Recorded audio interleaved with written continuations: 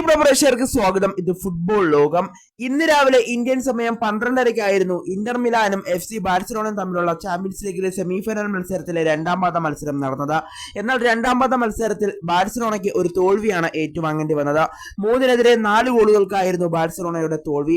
Lead എടുത്തതിനു ശേഷമാണ് Barca lead കൈവിടുകയും പിന്നീട് goal വഴങ്ങുകയും ചെയ്തത്. അങ്ങനെയാണ് FC ബാഴ്സലോണയ്ക്ക് ഒരു പരാജയം ഏറ്റുവാങ്ങേണ്ടി വന്നത്. അതുകൊണ്ട് തന്നെ ബാഴ്സയുടെ പരിശീലകനും അതുപോലെ തന്നെ ബാഴ്സയുടെ സൂപ്പർ താരങ്ങളും അതുപോലെ ബാഴ്സയുടെ ആരാധകരുമൊക്കെ ഇപ്പോൾ വലിയ നിരാശയിലൂടെയാണ് കടന്നുപോയിക്കൊണ്ടിരിക്കുന്നത്.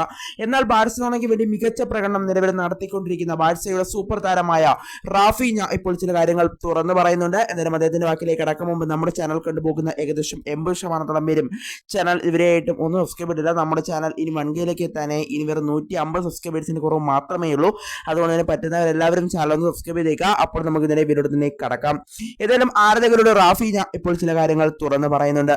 ഞങ്ങൾ ശക്തമായി തന്നെ തിരിച്ചു വരും എന്നുള്ളൊരു കാര്യം ഇപ്പോൾ റാഫീഞ്ഞ ആരാധകരോട് എടുത്തു പറയുന്നുണ്ട്.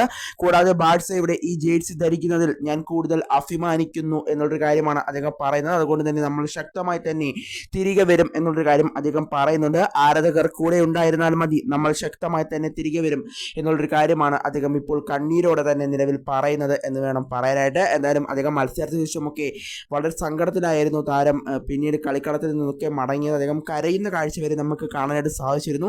യമാലിൻ്റെയൊക്കെ കാര്യമായാലും അങ്ങനെ തന്നെയായിരുന്നു, ഫെറാൻ ടോറസും അങ്ങനെയൊക്കെ തന്നെയായിരുന്നു. താരങ്ങളെല്ലാം നിരാശരായിരുന്നു. എന്തായാലും ഇനിയും ബാഴ്സലോണയ്ക്ക് ഇനിയുള്ള മത്സരങ്ങളും കളിക്കേണ്ടതുണ്ട്, ലാലിഗയിലൊക്കെ കളിക്കേണ്ടതുണ്ട്, മികച്ച പ്രകടനം നടത്തേണ്ടതുണ്ട്.